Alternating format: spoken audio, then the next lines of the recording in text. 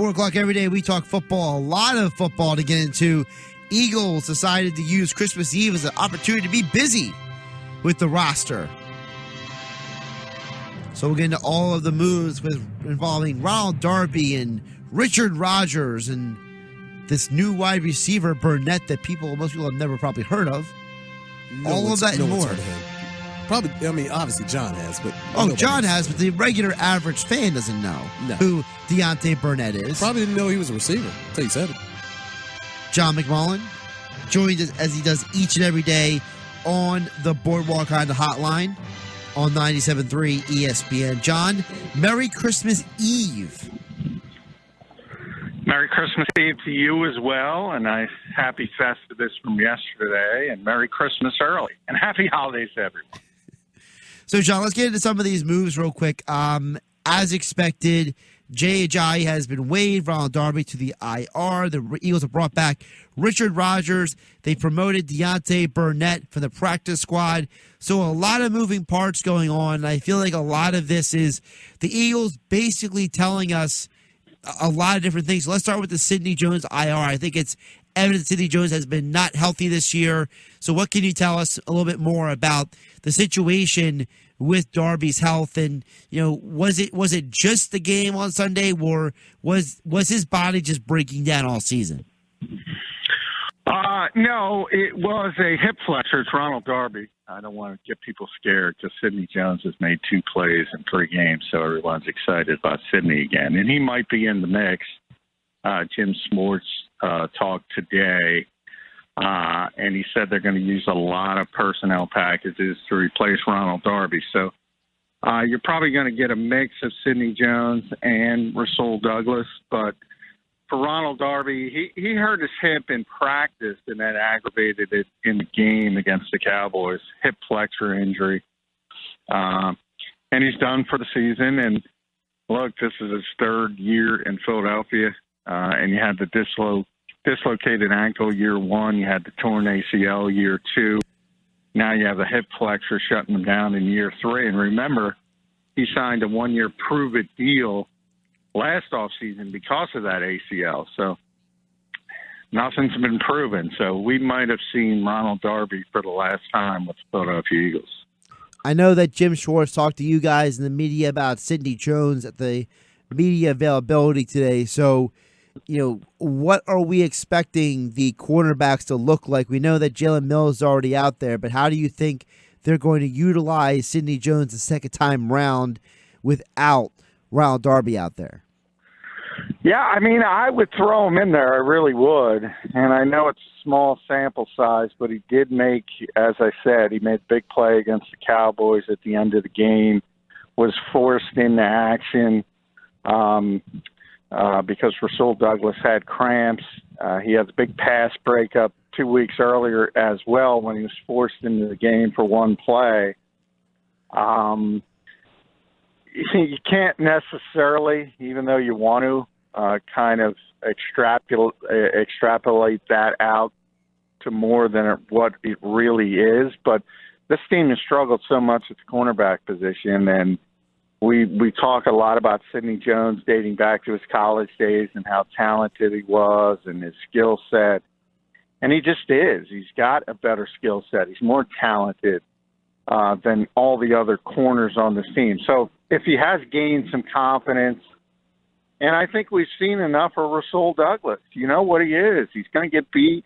He doesn't have NFL-level speed to play on the outside, but he's really a Tampa 2 corner. He would probably excel if Tony Dungy was still around and everybody was copying that defense. He'd probably be a really good player, but the NFL has evolved past that, and I think there's too many deficiencies there. So personally, I would like to see them lean on Sidney Jones. I think Rasul will get the first opportunity, and if he falters, they will not hesitate to go to Sidney Jones.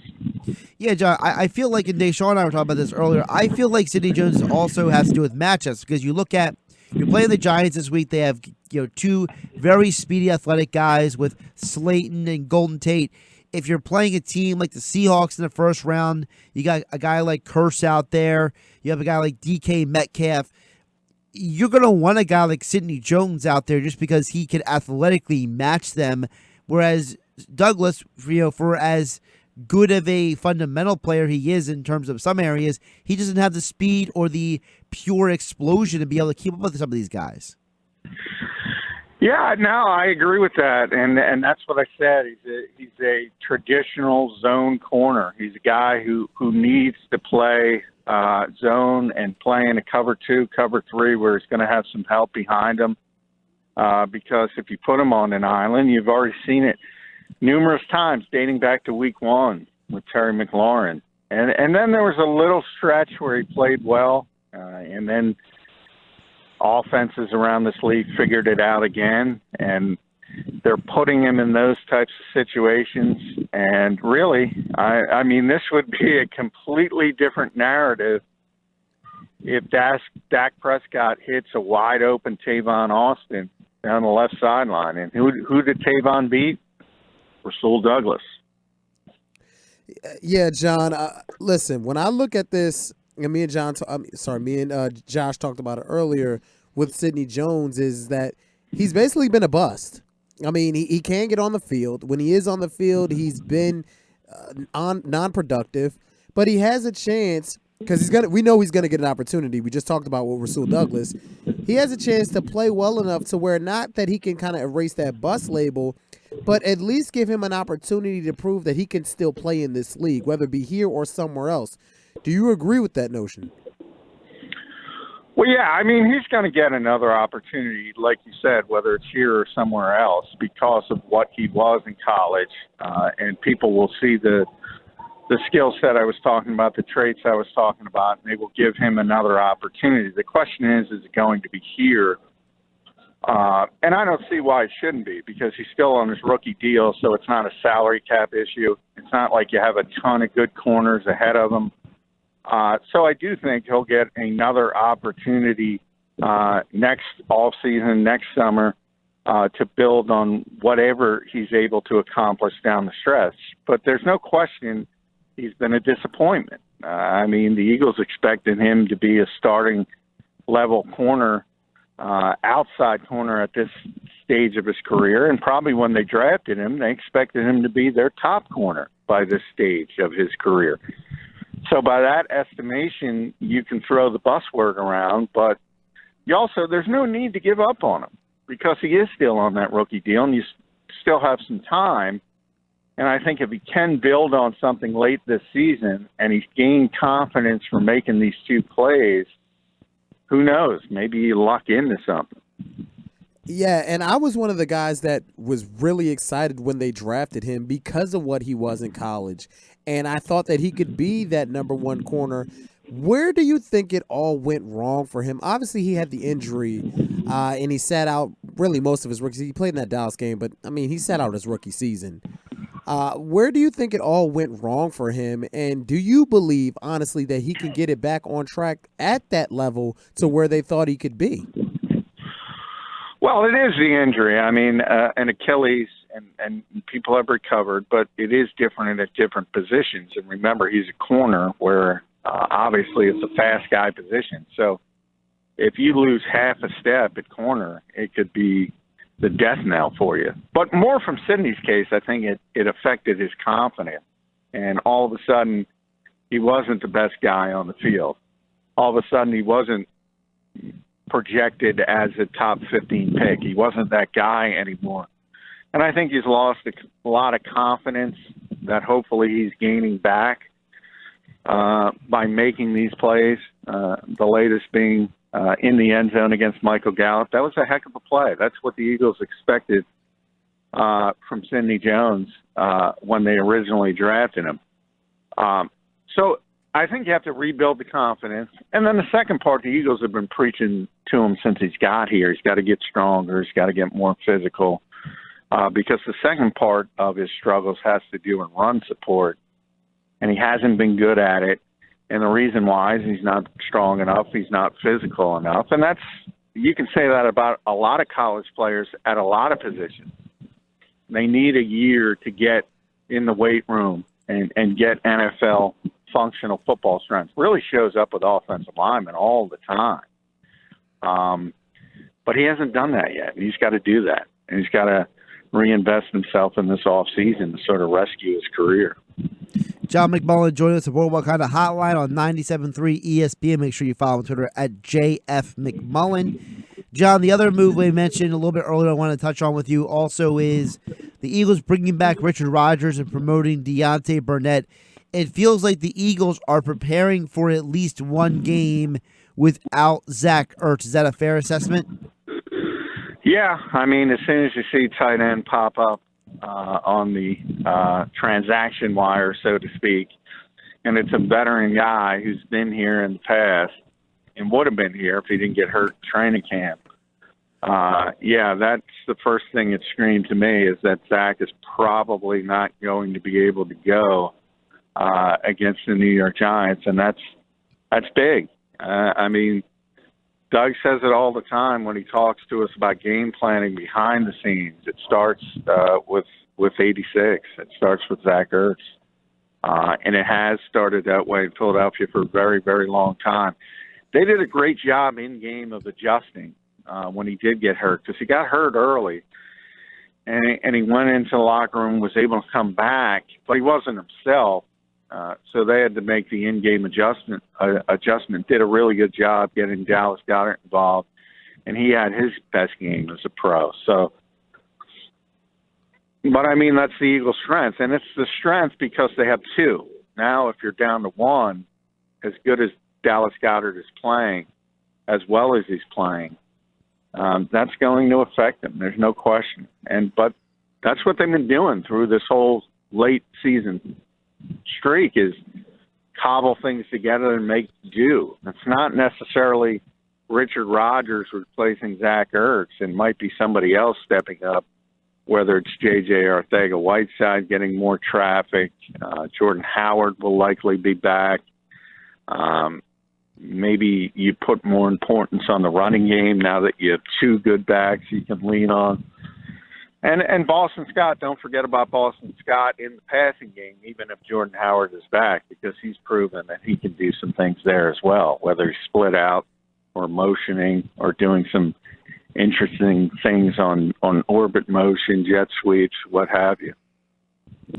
You know, John, you look at this game coming up on Sunday. We have a lot more to talk about throughout the week, but I feel like the Zach Ertz not playing is something that is really concerning because I feel like at least if he is out there, there's a threat for the defense to look at. Even though the Giants' defense is nothing elite, we saw them limit this team to 3 points in the first half of the last game. So it's not like this offense is explosive enough to get past without a guy like Zach Ertz, whereas you can cobble around missing Alshon Jeffrey. I feel like if you don't have Ertz out there, that could be a major impact. That's the one guy Carson Wentz look for when he gets in trouble. Yeah, I agree. And when I bring up last week and the in-game adjustments and how effective they were, you do have to add that Zach was out there. He did manage to come back, and he was at least you had to pay attention to him. So you bring up a good point there, Josh. If he's not on the field, obviously you're not going to worry about Richard Rodgers or Josh Perkins as a receiver. Certainly not at the level of Zach Ertz. So that, in theory, will make things more difficult. The Giants, you're right. I mean, they played well for half here, but, I mean, overall, you got to be honest, it's not a very good defense. They just won a shootout against the Washington Redskins, who aren't a very good offense. They give up a lot of points. When the Eagles talk about the Giants, they talk about their defensive line. They're very big, and they're very concerned with them. So maybe the running game doesn't match up as well as people think it does. But that back seven, much like the Eagles, I mean, that's the Eagles' weakness. That's the Giants' weakness. And you're going to be able to make some plays no matter who's out there. But it certainly makes it more difficult if Zach Ertz isn't drawing attention. John, when you look at now, Carson Wentz has won 3 games. Is it fair to expect Carson to not, because it's a team game. We all know that things can happen.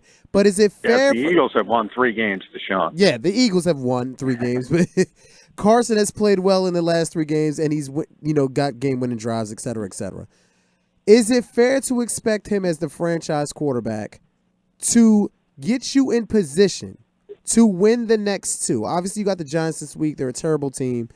And if you win that, you have a home playoff game, which they're going to be underdogs no matter who they play. But this is a guy that you're paying $100+ million to.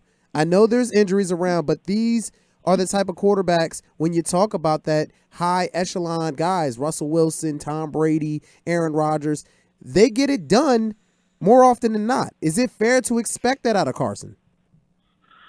I think it's fair to expect it in this type of situation against a poor opponent, and that's been this stretch, essentially. Even the Cowboys, because of the limitations of Dak Prescott. These are games the Eagles should have won and did win, and you have to give them credit for doing what they were supposed to do. But I said yesterday on the show, I don't know what they are because the opponents have been so poor and so bad. And if you want to be honest, I mean, the Giants took them to overtime at Lincoln Financial Field. That's not good. You shouldn't need a last-second drive against the Washington Redskins. They needed it. That's not good. They only scored 17 points against the Dallas Cowboys. It's not like they were doing things incredibly well on offense, despite some of the Wentz statistics everybody is citing this week. So that's not necessarily good as well. And if the Cowboys are their typical selves offensively, you might have had some issues in that game. So I'm not sure what this team is. I am sure that Carson Wentz is a franchise quarterback. I am sure that he's playing at a very high level. And that's not going to change no matter when this season ends, whether it's next week, whether it's week 1 of the playoffs, whether it's divisional round. And if they get past the divisional round, you might put Carson in the Hall of Fame. It's not a good supporting cast. So, they have an opportunity, and they're getting back Jordan Howard. I mean, we look at potential matchups. The most likely matchup, they're going to play the loser, Seattle, San Francisco. It's most likely going to be Seattle. You never know in this league because of all the injuries. They're bringing in Marshawn Lynch and Robert Turbin, and they have no running backs. Carson's gone. Procise is gone. Rashad Penny's already gone. They lost Dwayne Brown, the best offensive lineman. They are getting injured at the worst possible time, and the Eagles are getting healthy. They're getting back Jordan Howard. If they can get past the first-round playoff game, they might get back Deshaun Jackson, although there's plenty of hurdles before that happens. And then you're off to the races, and who knows. But you got to beat the New York Giants. You got to beat a bad football team. If you lose that game, everybody's taking hits. Right. Everybody. Doug Peterson, Carson Wentz. There's going to be a scapegoat, whether it's Mike Groh, Carson Walls, Press Taylor, someone of that group. Or all 3. If they lose that game, if they win that game, everything's copacetic. Hey, John, speaking of Jordan Howard, I wanted to ask you, because we were talking a little bit about yesterday and today, how do the Eagles reintroduce Jordan Howard in there without sacrificing the production they've got from Miles Sanders? My working theory, you tell me what you think of this, I think that some of the carries that would go to Jordan Howard wouldn't per se just come out of Miles Sanders touches, but also would come out of Carson Wentz's passes, because let's be realistic. It's all well and good that he has this NFL record now for most consecutive games with 30 completions and X number of this and that, but I think that you might see a few more run plays that would come off of Carson Wentz's hand into Jordan Howard's hands. Yeah, in theory, I agree with that. I don't think – I think, people are hand-wringing over this. I mean, this is a team that needs playmakers. People should be thrilled that Jordan Howard is on the verge of returning. They should be thrilled if they get back to Deshaun Jackson. Stop talking about chemistry and Carson playing better with Greg Ward. These are better football players than what you had. Yes. So from a coaching staff standpoint, you're thrilled to get them back.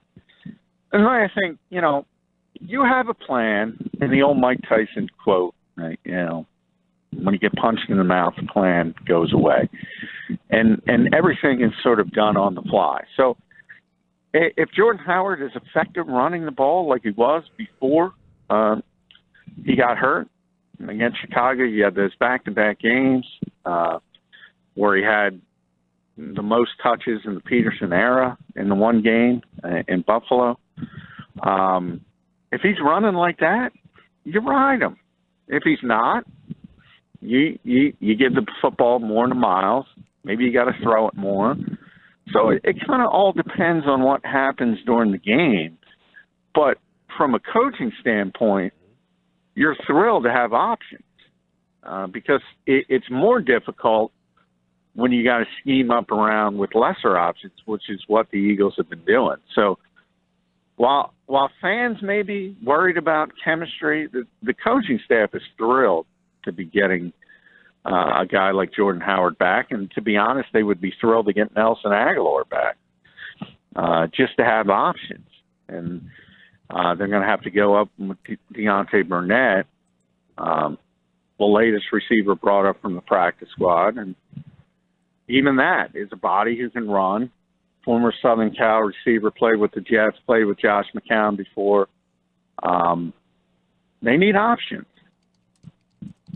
John McMullen, every day at 4 o'clock here on 97.3 ESPN. Follow him on Twitter at JFMcMullen. John, before we let you go, I know it was supposed to be yesterday, but I wanted to give you the opportunity to air any grievances before the holiday tomorrow. I know yesterday was Festivus, but today is still Christmas Eve. It's not Christmas yet. So if you have any grievances that you would like to air, I know yesterday was all about the Eagles win. So the day before Christmas, my Christmas gift to you, John, is to give you the opportunity to air any grievances from your frustrations with fans to you almost having a heart attack arguing with Billy Schweim yesterday. So whatever your grievances, I give you the floor. Well, you were producing the show. I aired quite a few grievances. My biggest grievance revolves around Mike Groh and people attacking me on Twitter because I talk to Mike a lot. Mike is a very smart guy. But I'll be upfront. I'm here every day. I don't know what Mike Groh's job is because the Eagles don't advertise it. They give us crumbs. So I argue with fans who are 100% certain that Mike Groh is bad at his job. And I ask to them, and I constantly do it on Twitter, how could you be 100% certain on something you have no information? You have no idea what his job is, but they all know he's bad at it. I don't get it. That's my grievance. John, hope you have a day to get away from everything tomorrow, and Merry Christmas. I know we will be off tomorrow as a station, taking the day off. So hope you have a good Christmas, and we'll catch up with you the day after for more Eagles and NFL news and notes here on 97.3 ESPN. All right, Merry Christmas, guys. Happy holidays.